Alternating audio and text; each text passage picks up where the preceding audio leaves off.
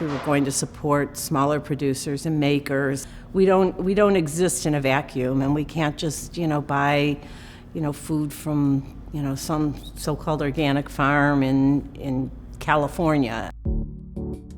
We have to support the people who live in this area and make them viable so they can continue to do what they do.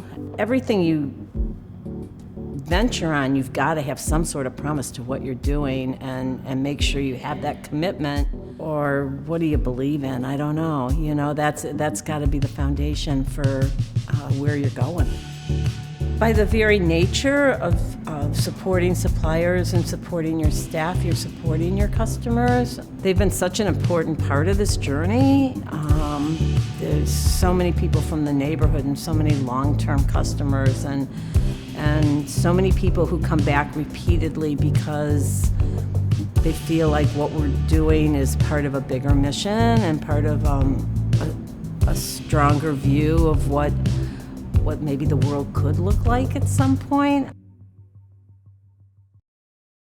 Earliest memories, certainly not at home. My earliest memory was not of cooking at home. I went to school in Athens and kind of moved into a communal situation pretty far outside the city, and became fascinated with the garden and fascinated with food in general, and became kind of the chief cook in the house. So that was, I always respected, my grandparents were from Abruzzo, Italy, and food was always a very important part of our lives, and I certainly respected it, but I wasn't much of a cook before I left home. So I can't say I knew that's what I wanted to do with my life, but it was, and I wasn't really doing anything specific with my life at that point. We were living self-sufficiently, and we were raising our own food, raising our own animals, not really working real jobs at that point. But it was something that I continued to be drawn to and something that continued to grow with me. It just seemed to be a path that I went on, and the few jobs that I did take at that point were all food related too. So that kind of segued me into the restaurant mentality. I was at the Galleria and at the 9th Street Grill at the Galleria, and working with the Manillo family at that point, who were the closest thing to kind of a big restaurant group that we had in Cleveland then. And that didn't last a real long time. I think I was there maybe a year and a half, but quickly transitioned then to the Fulton Bar and Grill, and worked with a man named Gary Sikorsky, who's the owner there, who had a vision. Early on, this had to be, good Lord, 1990, I guess, maybe a little bit earlier than that. And, this neighborhood at that point was pretty sketchy at best. And he really had a vision and brought me in to run the kitchen, to try to, do something fairly creative with it was a bar and there was a restaurant upstairs. And he couldn't make it, so after a year and a half, kind of out of that business. So, because I can't remember where I went next. So I went from there, and then I worked at Noggins, which was an old seafood California wine restaurant on the east side. I worked there for a little bit of time, and Chuck, the owner there, he was very influential at the time. He kind of brought California, casual California cuisine to the area. And as that went along, then I decided I really needed to strike out on my own, and I opened a breakfast restaurant in the Chagrin Falls area called Jezebel's. And that, to me, that was my dream restaurant. It was small. It was days, which I really, really loved. It was from scratch, breads and cooking, and everything was just fresh and wonderful. There were some internal problems, so, we made it about 5 years, and it just couldn't last. The partnership couldn't last any longer. So that folded, and I went to Moxie on the east side and worked with Brad, Craig, and I mean, it was like the craziest line you'd ever seen in your life. You know, it was Jonathan Bennett, Doug Katz, Eric Williams, Jill Veda.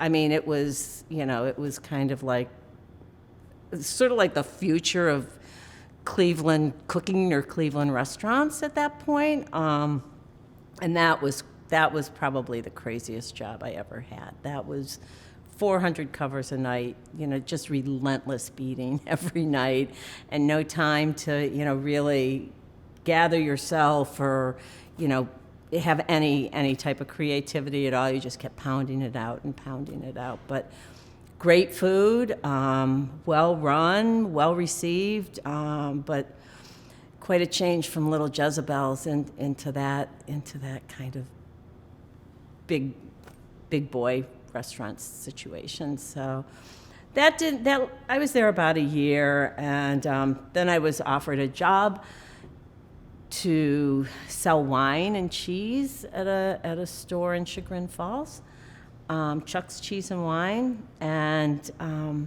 although it wasn't a cooking job, wine's probably a simultaneous passion of mine, and it gave me kind of a respite to step away and take a look at things and what I wanted to do. I have very fond memories of that, you know, kind of getting their cheese selection together in their specialty foods room in line, and just so much exposure to wine that I hadn't had in the past. So that was phenomenal. And then this kind of fell in my lap. Before this was the Fig. This was a restaurant called Kika, and it was a punk rock club before that. So Kika was a tapas Spanish style restaurant, very forward thinking, very before its time. They came in, they rehabbed the whole building. It was really a project, and it was a labor of love for everybody involved. Unfortunately, it didn't, you know, once again, the area wasn't quite ready for something of that scale. And then I reached terms to purchase it from the owners of Kika, one of which was a woman named Susan Walters. And I had worked with her over at the Fulton too. So I took this over in 1999 and been here ever since. So I had clearly always had a vision, and it's such an overused term right now, but for a farm-to-table restaurant, that goes back to time in Athens and Athens County, and, you know, working with local farmers, working with local artisans, producers, makers. That was clearly going to be something that was part of the vision here. What Kika, I think, did very well was develop a neighborhood vibe here, and I wanted to maintain that as well. But, you know, food from people close by, keeping things within 100 miles, keeping things as clean as possible. I wasn't into, you know, building big layered butter sauces and the like. I just thought that food deserved more respect from that. I kind of came from maybe a California mentality on that one, where, you know, you really work with your producers and you work your menu around your producers. And for here, that meant working with the farmers markets in the area.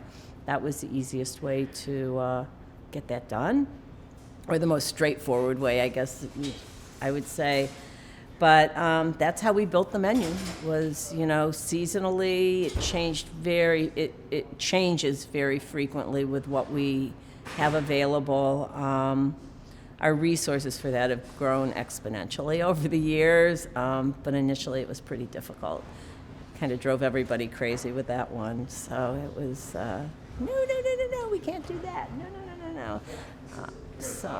Well, I was preceded in time by Parker Bosley, and he kind of was a mentor at the time and helped me through the process, because he was a very strong believer in farm to table as well. And he helped, with introductions and finding, farmers and butchers and people who were producing food the way I was hoping that I would be able to use.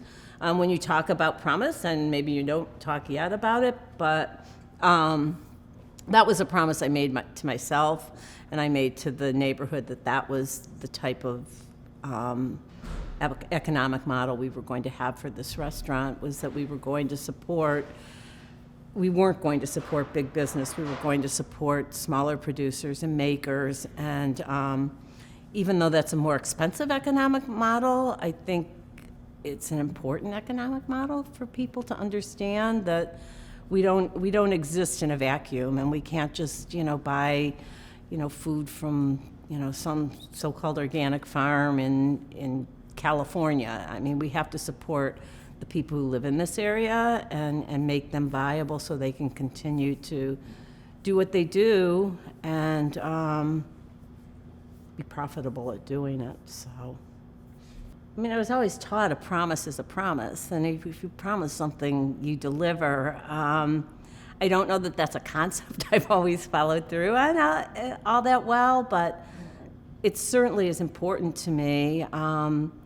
And things like promising to have a fairly healthy workplace, because restaurants notoriously are not healthy. But I've always promised that my people would only work 5 days, even though that may seem like a lot. It's not that much in this business. I mean, to keep people at 50 hours in a week is not easy to do in this business.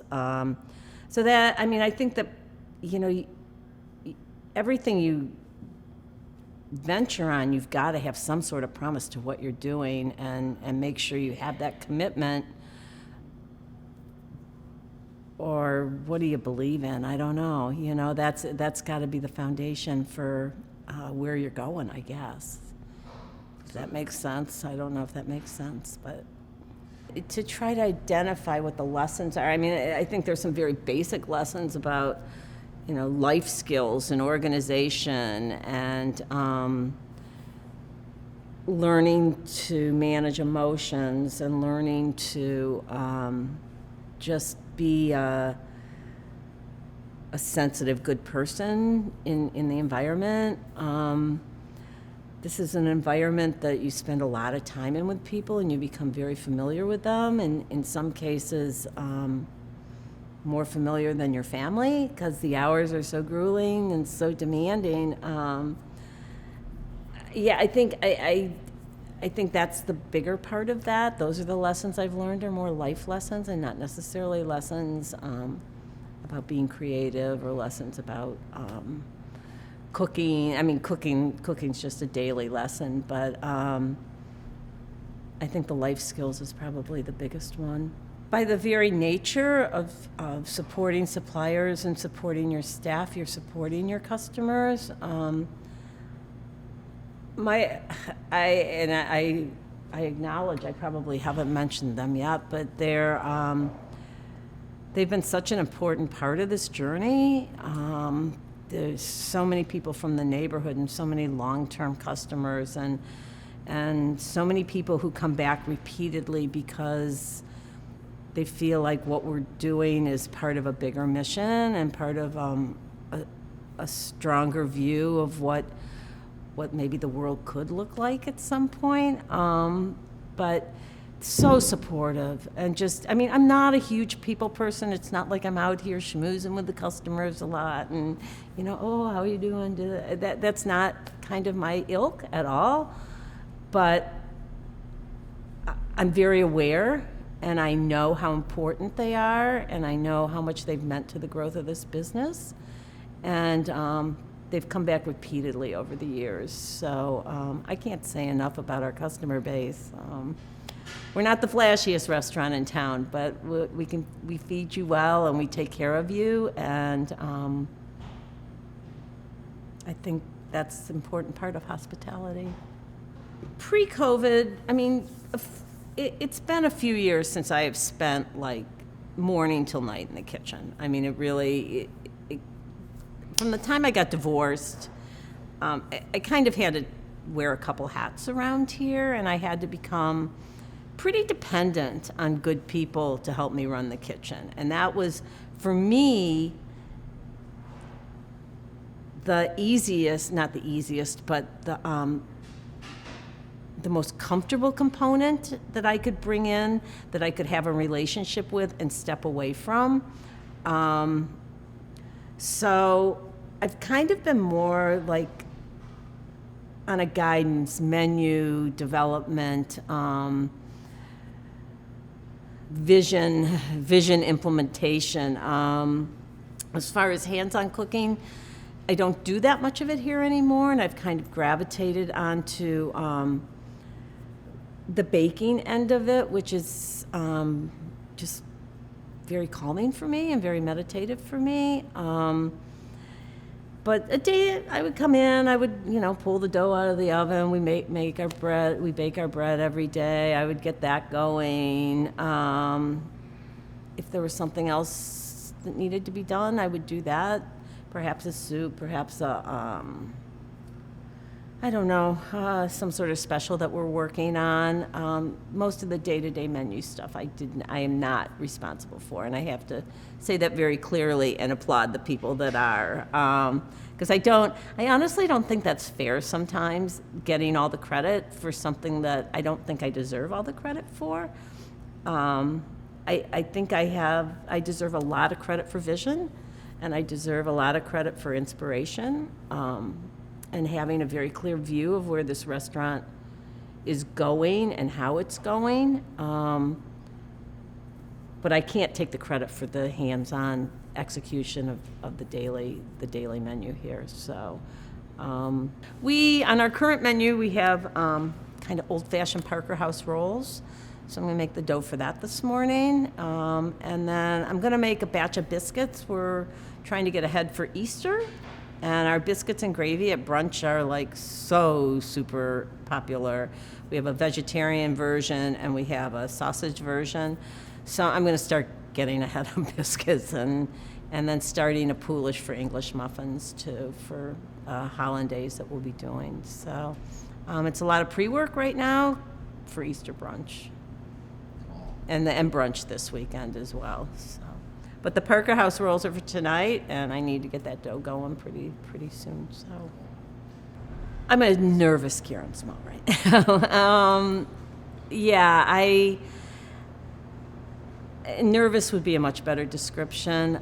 This project down the street started pre-pandemic, and pre the shutdown, we had invested a pretty large amount of money in the building to get it ready. And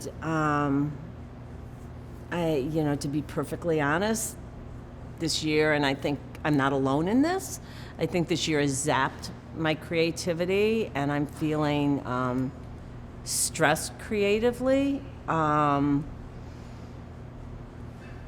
So that's why it's scary to me. It's like the vision the vision is there, but the energy is a little scattered because of everything that's going on. I think it's going to be great, and I've made the promise to myself to get this place open one way or the other. But I think it's going to be a pretty stressful time between now and then, and getting this place opened and staffed and emerging from the pandemic. What does that look like? We don't know. We don't know what that's going to look like. I mean, I don't want to sound trite, but I would say if you believe in it, do it, and put all your energy into it, and don't let a dream die. I mean, for me, I feel like I'm older than a lot of the people that are trying to do new things and live their dream and live their vision. I'd say be ready to work hard and do it. Don't give up on it. I mean, there's paths, and if you are really committed, you'll find a path. I do believe that. It's happened time and time again to me. I mean, I just, I think we're sunk and it's all over, and then we're not. you know? So you just got to believe in your dream and push forward on that. So be relentless. I think a promise that I've made very recently to myself, that maybe this kind of wraps it up, is not to be so involved in this that I don't have time for other things, and how important other things are to the creative process, whether it's travel, family. I think that's really come to light after a year of lockdown, is how important all that is to the creative process. And so I promise that I'm going to make better use of that going forward. So.